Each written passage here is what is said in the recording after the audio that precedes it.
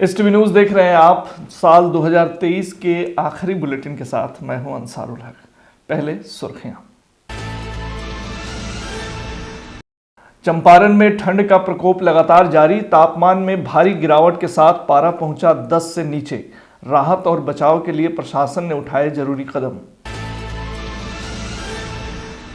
पूर्वी चंपारण में एक बार फिर दिखा रफ्तार का कहर। ट्रक की चपेट में आने से नगर निगम मोतिहारी के एक सफाई कर्मी की हुई मौत। अमृत भारत ट्रेन पहुंची नरकटियागंज। राज्यसभा सांसद ने हरी झंडी दिखाकर किया रवाना। मोतिहारी में ओवरब्रिज के नीचे हवाई जहाज नजर आने के बाद अब भागलपुर के एक बाजार में घुसी ट्रेन। लोगों में मची अफरा तफरी। पूर्वी चंपारण के चकिया थाना में फर्जी कर्मियों से काम लेने की खबर सोशल मीडिया पर हुआ वायरल। एसपी ने लिया एक्शन। और सुधा दुग्ध उत्पादक सहयोग समिति लिमिटेड केंद्र में अज्ञात चोरों ने किया हाथ साफ। नगद रुपये सहित मवेशियों की दवा लेकर हुए फरार।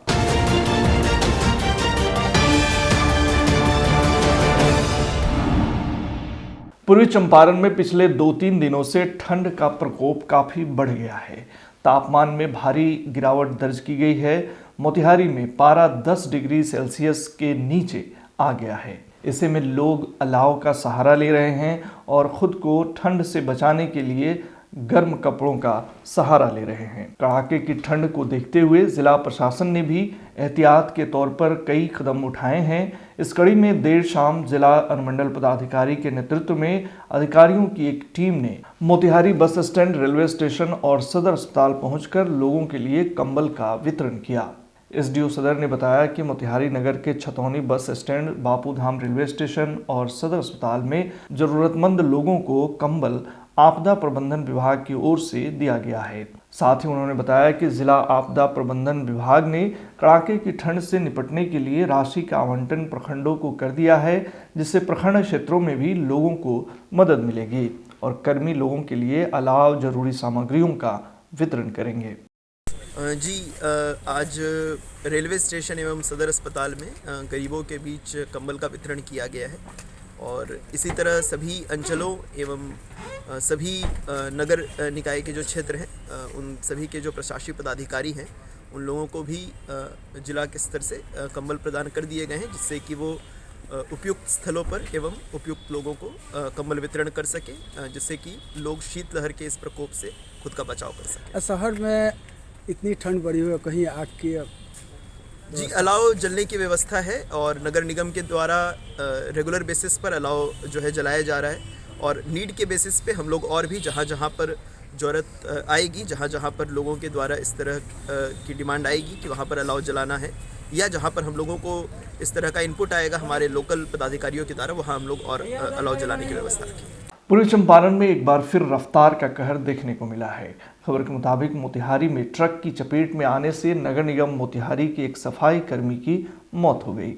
घटना बंजरिया थाना क्षेत्र के बाजार समिति के पास की है। घटना के संबंध में बताया जा रहा है कि नगर निगम के सफाई कर्मी जानपुल निवासी 40 वर्षीय सुखी मली अपने साइकिल से जा रहे थे। इसी बीच वह ट्रक की चपेट में आ गए, जिससे उसकी घटनास्थल पर ही मौत हो गई।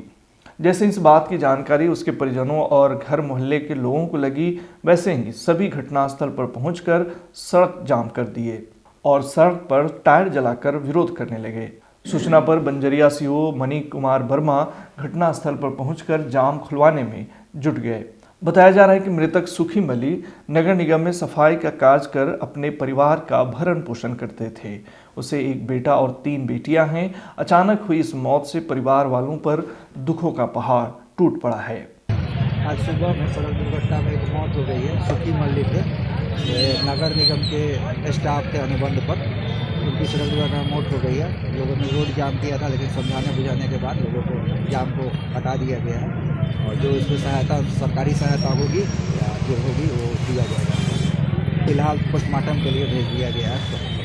सर, रोड की स्थिति बहुत रोड का शायद टेंडर हो चुका है, रोड जो है सो शायद बनेगा और इस रोड पर चूँकि ओवर ब्रिज शुरू हो गया है, इस रोड पर अब दबाव कम है। अब लगता है कि अब इसको जल्दी से जल्दी इसको बना दिया जाएगा। पश्चिमी चंपारण के नरकटियागंज जंक्शन से होकर गुजरने वाली अमृत भारत ट्रेन के परिचालन को लेकर शनिवार की शाम एक कार्यक्रम का आयोजन किया गया।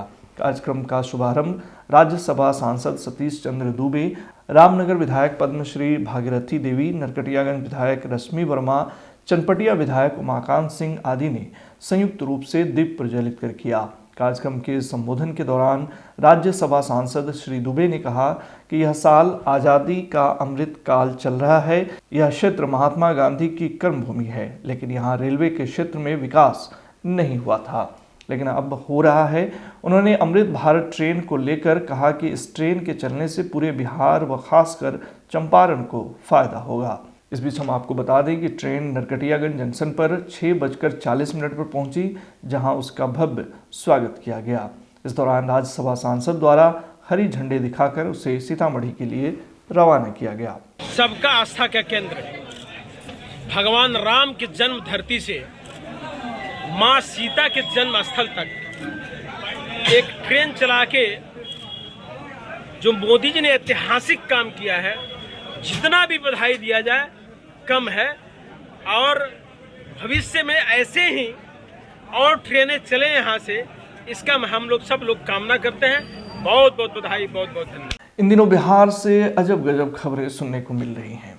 एक तरफ जहां 2 दिन पहले मोतिहारी स्थित पिपरा कोठी ओवरब्रिज के नीचे एक हवाई जहाज के फंसे होने की खबर मिली थी, वहीं आज भागलपुर में एक ट्रेन को एक बाजार में घुसते हुए देखा गया है। खबर के मुताबिक भागलपुर में आज सुबह एक लोहिया पुल की रेलिंग को तोड़ते हुए एक ट्रेन की बोगी बाजार में घुस गई। बीच बाजार में अचानक ट्रेन की बोगी देखकर लोग हैरान रह गए। गनीमत ये रहे कि किसी तरह के जान माल का कोई नुकसान इस घटना में नहीं हुआ। दरअसल ट्रेन की एक बोगी ट्रक पर लोड होकर कहीं जा रही थी। इसी बीच ट्रक के ड्राइवर का ट्रक से कंट्रोल खत्म हो गया और ट्रक बेकाबू होकर पुल को तोड़ते हुए सड़क पर स्थित बाजार में घुस गई।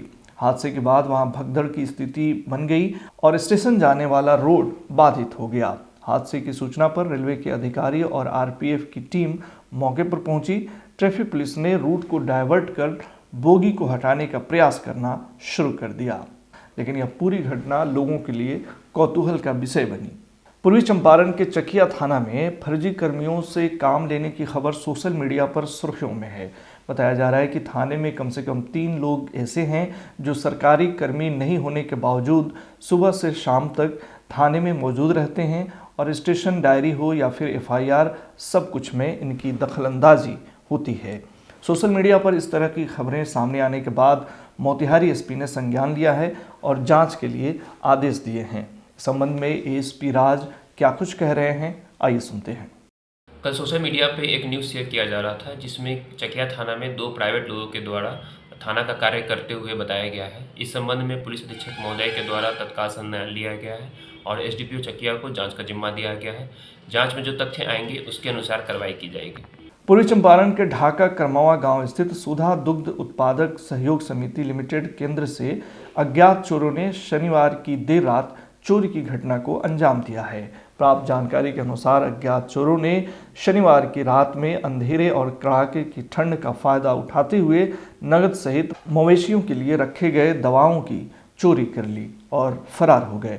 घटना के संबंध में सुधा दुग्ध उत्पादक सहयोग समिति लिमिटेड के अध्यक्ष सह फैट संचालक गुंजेश कुमार मिश्रा ने बताया कि अज्ञात चोर यहां पूर्व में भी चोरी की घटना को अंजाम दे चुके हैं। फिर दूसरी बार चोरी की घटना में चोरों ने नगद रुपये सहित मवेशियों के लिए रखे गए दवा की चोरी कर ली। हम करमावा दूध उत्पादक सहयोग समिति लिमिटेड के अध्यक्ष बोल रहे हैं गुंजेश कुमार मिश्रा। हमारे यहाँ जो समिति चलती है सुधा डेयरी का, उसमें जो है सो बार बार चोरी किया जा रहा है। कुछ दिन पहले 15 दिन पहले भी चोरी एक बार हुई थी और रात भी चोरी हुई है, जिसमें नगद रुपये के साथ साथ दावा, मवेशी का दावा भी ले गया है। नगद कितना रुपया की चोरी हुई? नगद रुपया आपको 2000 उसके पहले चोरी हुई थी और रात जो है सो 1600 रुपया चोरी हुई है। आगे प्रक्रिया यही करना है कि जो है सो पुलिस प्रशासन और समाज तत्व के लोग जो है सो देखे, इस पर निगरानी रखे। यह समाज की विकास की चीज़ है, इससे समाज की विकास है। अगली खबर नए साल के जश्न के साथ होगी। तब तक के लिए अंसारुल हक को दीजिए इजाज़त। नमस्कार।